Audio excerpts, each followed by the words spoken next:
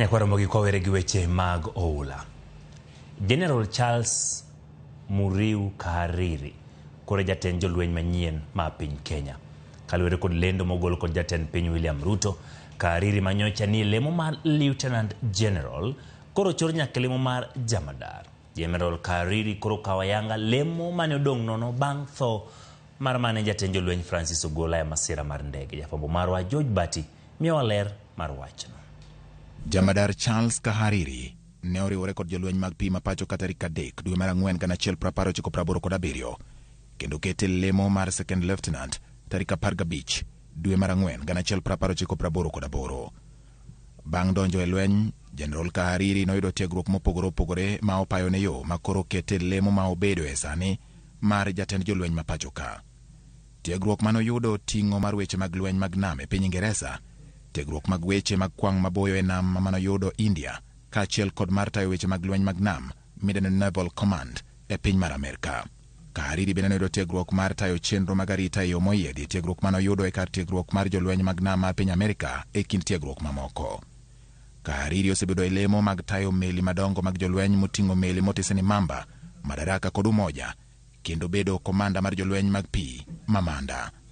Bende ne omedo yudo gwelo mamoko mar bedo komanda mag meli mag jolweny ma Kenya, ma dho ngere dendo ni Squadron Commander, kendo bang'e komanda mar jolweny mag pi ma pacho ka. Sulwe mar Kahariri norieny e kinde apedha mar kedo kod jonjore mag Al-Shabab manotisi ni Operation Linda Nchi kod Operation Sledgehammer, kama ne obedo komanda e lweny mane tayo kokale na mataro ma Indian Ocean ma gikone ne okonyo riembo Al-Shabab e boma ma Kismayo e piny mar Somalia. Bende ne obedo wang' Kenya e kedo kod achudhe mag nam manotimo newa e dho wedhe ma Somalia, kendo jakanyo mar duol mang'iyo tong' mar piny Kenya. Motelo ne welo mare kaka jamadar mar jolweny, Kahariri nyocha ne omako lemo mar bedo jalup jatend jolweny, kendo bang' tho Francis Ogola ne obedo jatend jolweny ma Kojolo, eka bang'e to koro oyiere kaka jamadar mar jolweny. E kinde lendono, jatend piny Kenya William Ruto oyiero Lieutenant John Omenda kaka jalup jatend jolweny. Motelo ne yiero mare, Omenda nyocha ne omako lemo mar Major General kendo komanda mag jolweny mag kor lwasi. E kindeno, jatend piny William Ruto bende oyiero Major General Fatuma Gaiti Ahmed kaka komanda mar jolweny mag kor lwasi kata Kenya Air Force, kendo bedo miyo mokwongo momako lemono e piny Kenya. Fatuma manoriwore kod jolweny e higa mar 1983 ne oter e bad jolweny mag kor lwasi higa mar 1999. En kod tiegruok manoyudo e kar tiegruok mar jolweny ma National Defence College mane kotudruok kod weche mag chenro maoko e mbalariany ma Nairobi. E higa mar 2000, Fatuma bende noyudo tiegruok e Defence Staff College, kendo en kod diploma e weche mag tayo chenro.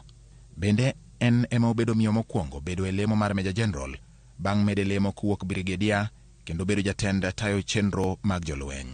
Major General Paul Oduor Otieno oyier kaka komanda mar jolweny mag pi kata Kenya Navy. Apisa mamoko mag jolweny mochwal e lemo mamalo oting'o Major General Thomas Njoroge Ng'ang'a, makoro en jalup Vice Chancellor e weche mag omenda e mbalariany mar jolweny. Brigadier Peter Githinji ochor nyaka e lemo mar Major General e kar tiegruok mar jolweny. Brigadier Jatani Gula obedo Major General e duol mar kar ring'o ma pacho ka Kenya Meat Commission. Brigadier Jono Kumu ochor e lemo mar Major General mar kembe mag loso chiemo ne jolweny, ka Brigadier Samuel Kipkorir koro dhi bedo jalup komanda mar jolweny mag kor lwasi. George Bati, Ramogi TV.